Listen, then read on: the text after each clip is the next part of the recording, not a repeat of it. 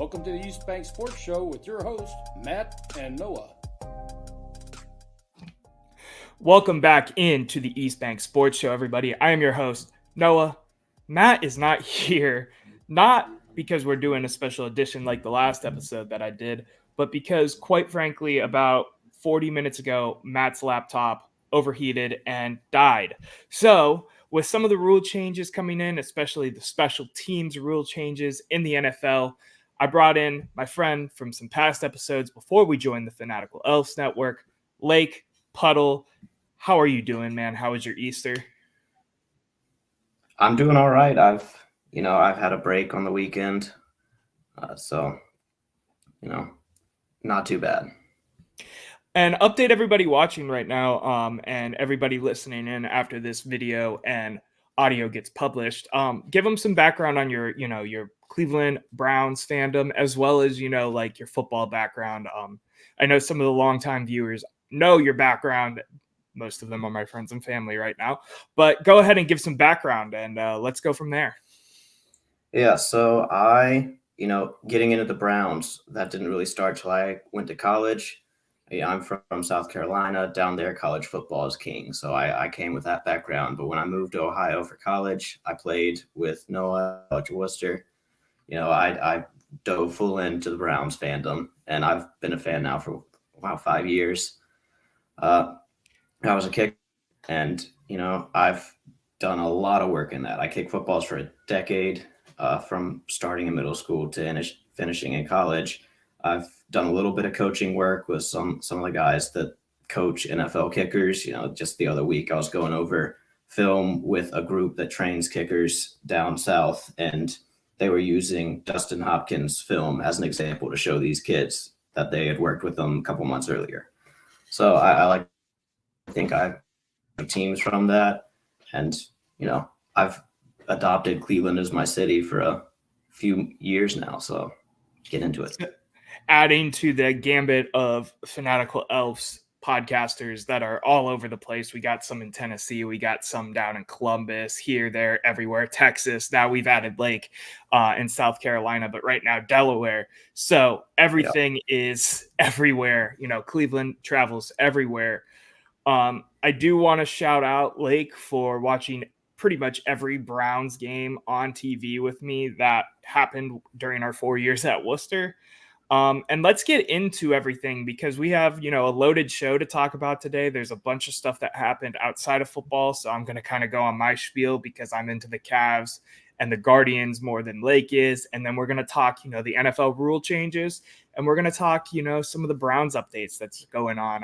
One of them I'm really excited about on the fashion side, because we have a new helmet, not officially announced.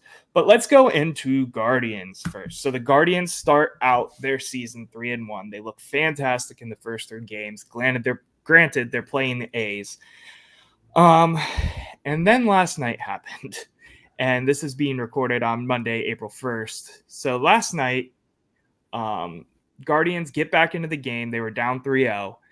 Eli Morgan comes in to finish the game, and with bases loaded, walks the batter 4-0 for the Guardians to lose at the bottom of the 9th.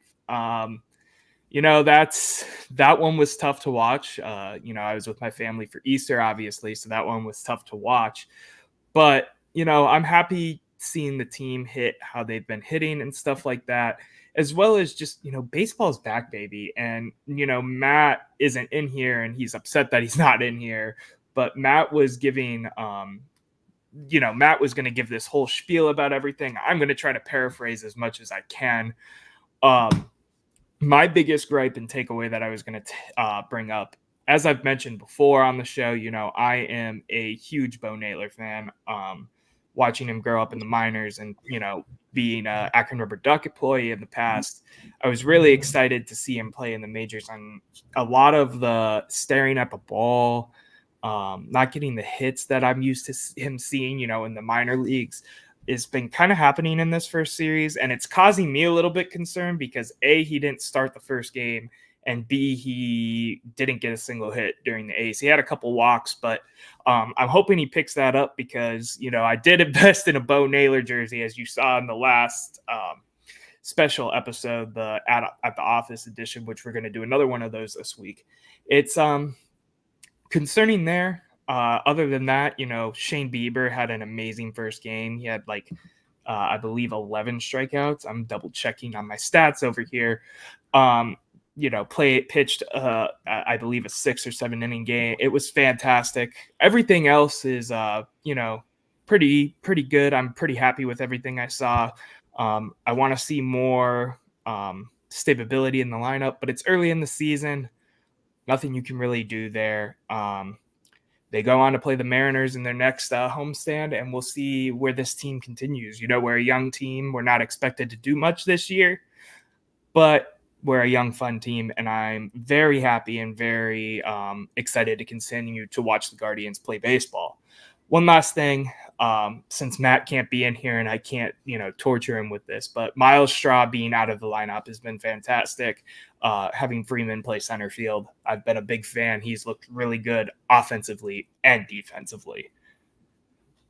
Now let's go into Cavs so Puddle can jump back into this and talk with me, some football. So we're talking Cavs now.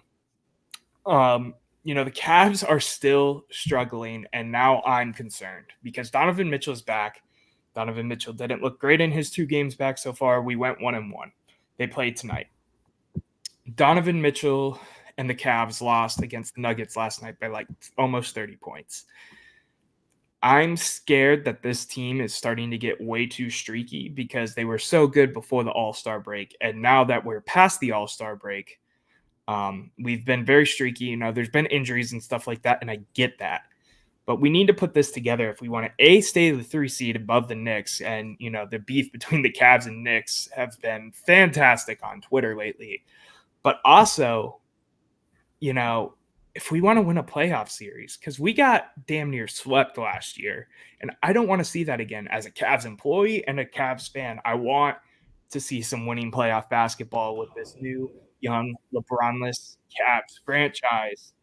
And I'm really worried about what that looks like, considering we lost by 30 points. I know the Nuggets played really good. I know the Nuggets are one of the best teams in the NBA, but, to be the best, you got to be the best. And right now, we haven't been beating the best for about a month and a couple of weeks, a month and some change. So I'm just looking forward to hopefully them turning that around. Donovan looking more and more like himself. I know his knee's banged up, his nose banged up, everything. I know we have the injury bug. It's the Browns season all over again. But we need, to win some basketball games and look good down the stretch if we want to continue the momentum into the playoffs. Lake, I rambled a bunch. I got about 8 minutes out of the 2 other teams. Let's get Browns talking. And the first thing I want to talk about is the new helmet design that is basically all but confirmed. They are going back to the glossy paint on the sides, which is classic Cleveland Browns, so I love it, as well as the white face masks. What are your thoughts on the new helmet? And I believe I included a picture in the doc I showed you, but if not, I think you can picture it in your head anyway. Yeah, I mean, you can throw up a picture of mine, but I'm a fan of it. I like the gray. I like the brown. I'm not too picky. I think they all have their unique look. And I think, the right white really shines in the away uniform. Yeah. For me, I think it's just because it's the classic, the white face mask is the historical face mask. So that's why I'm a fan of it, because we're going back to all the historical stuff now instead of trying new things like a brown face mask or whatever. That's my biggest thing with it. That's why I like it the most. And I love the gloss paint coming back. The matte finish in the NFL has kind of gotten stale, in my opinion. Yeah. So the main reason you are on this show is to talk about the new kickoff. So they'll run me through it, run me through your opinions as a former kicker yourself. Yeah, so it is about to completely change how kickoffs work. The yardage is different. The way the rules work is different. So if you've seen the XFL kickoff, it's very similar to that, just a few tweaks. Essentially, you're going to have the guys on the coverage team between the 40 and the 45 yard line that you're kicking to, and then the blockers for the return are going to be 5 yards further in between the 30 and the 35, right there next to each other. The point is to avoid that buildup where they're sprinting and running into each other. But what that does in reality is it completely changes the way they're going to have to block and pursue. It's going to be a lot more similar to what you would see on the line of scrimmage compared to what you see now when you're coaching special teams and all those flybys and everything they got to do. It's, it's created this area where special teams coordinators are going to make a huge difference because this is brand new. There's no, established meta here. There's nothing that is guaranteed. So the people that can be creative and figure out a way to make the most out of this are going to be the ones that are successful. Yeah, I actually, there's a lot of debate and all of that about changing the game of football. I'm actually excited about this. I think it adds a new layer to make special teams not just, fair catches and onside kicks not really working and, touchbacks and that kind of thing. I think there's a chance for your big play again. I think it's safer for the game, which is always important in the longevity of the sport of football, which me and you both love, Puddle. I'm a fan of it through and through. I'm a fan of anything that progresses the game into a position to continue to be a game for decades and decades and decades of time. I can't tell if I lost Puddle. Oh, wait, maybe he's back. Anyway, I'm going to switch over to the other new rule that came out is the loss of the hip drop tackle. The loss of the hip drop tackle is unfortunately been highly debated, and I get why, because it's harder to tackle coming from, the sides as a defender. It's a poor tackling technique. It causes higher risk of injury. So I get removing it. It's going to make a lot of records get broken, which, as much as, it takes away from the game of football,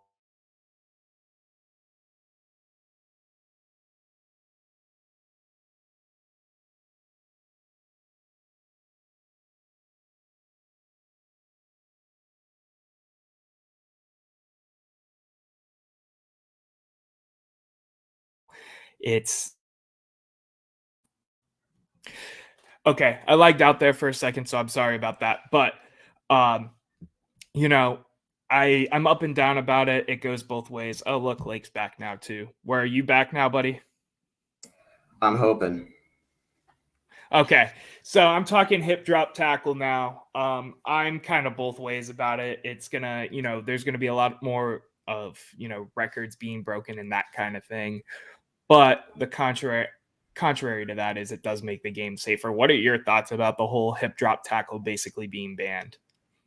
I think I'm on the same, side you are. I see both sides. I can totally feel the frustration of all the defenders this year when they're getting called for it. And, I can see the ripple effects. I think I would just want a little more consistency from the NFL. They're trying to push this player safety issue, and that's great, but you added a 17th game. You probably want an 18th. You want more games in Europe and even South America, where you're getting all this extra travel on people's bodies. Just, if you're really interested in the player safety, let's make sure that's not just in this hip tackle. On top of the fact, too, that they still play on, the synthetic turf, and all of the NFL players want to play on actual grass because it's, scientifically proven to be safer. It's easier on the body, et cetera, et cetera. I'm with you in that aspect too, but I'm also, it goes both ways. It's hard because it does make the game safer. It does help the longevity of the game, but how committed to safety is the NFL really is basically the question there. And then you were going to talk about the other rule change, right, Lake? Rule change. Basically, I mean, they're inserting an extra challenges so long as you don't miss your first two. If you get one of your first two challenges correct, you will get a third. I guess makes sense. 3 challenges, 3 timeouts. I don't see too big of an issue with this. College football is the place where replay reviews are really hurting the game. I think the NFL's got a system down, and an extra challenge, I think, will just help get calls right. Yeah, I'm with you. It's hard. Everything to me right now is kind of like 50-50 because you don't want more challenges, but you want the game to be called fair. You want the game to be safer, but you don't want to take away from football. You want kickoffs to be nicer, but you don't want to change the game of football. It's so 50-50 with everything, with the rule changes they're doing this year. It's hard to really take a stance. The only one I'm really strong on is the kickoff because I think it'll make the game more interesting. On the special teams proponent, other than, game-winning field goals, game-tying field goals, scoring in general. So that's interesting to me. A couple little pieces of Browns news I wanted to touch up on before we wrap this up with all the technical difficulties and stuff we had today. The Browns have international marketing rights in Nigeria. I don't know if you know anything about this, but the NFL is trying to reach out more to, these other countries and basically plant flags of teams in different countries, different cities, that kind of thing. So the Browns are the official NFL affiliate of Nigeria now, which is, cool. It helps grow football, which is always positive. Do you have any thoughts on this, or do you want me to keep going? Yeah, I think it makes total sense for the Browns, for the NFL. Hopefully it can let some people in Nigeria find a game that they can come to love as well. And I believe, correct me if I'm mistaken, but doesn't Njoku have the Nigerian flag on his helmet as a I believe representative? he's Nigerian, yeah. So it makes a lot of sense for that connection, just because of his heritage.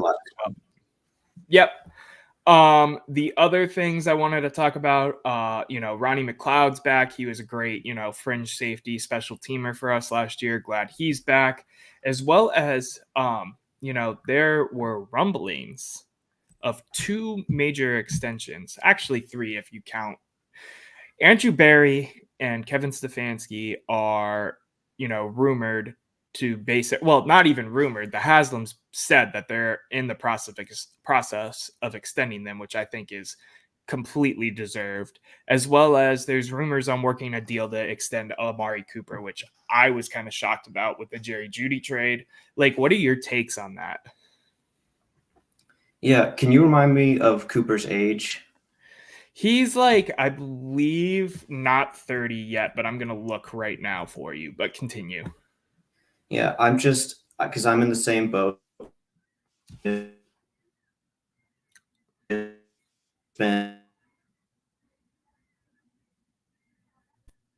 extend for how long? Do you want to? You're cutting out again, man. Okay, I cut out in the middle of that. I was just saying, I think it's good. He was absolutely productive last season, but the question is, how long do you want to extend him for? I think 2-3 years. I think that would be worthwhile and help the team. Beyond that, I think you could end up with a contract towards the end that might hurt you a little bit. Yeah, I'm pro just keeping everybody right now because we're in the window of trying to win a Super Bowl. So yeah, I'm with the 2 and 3 year extension. If you keep Elijah Moore, Amari Cooper, and Jerry Jeudy together, that's a very exciting, wide receiver core. The technical difficulties, I am so sorry, have been getting to us today, apparently. The last thing I want to touch on is the news that broke just before we aired the show, in which the city is basically blocking the Browns from moving. So I'm going to give my 2 cents on that, and then I'm going to wrap up. So with that being said, the city basically said that the Browns are no longer allowed to move.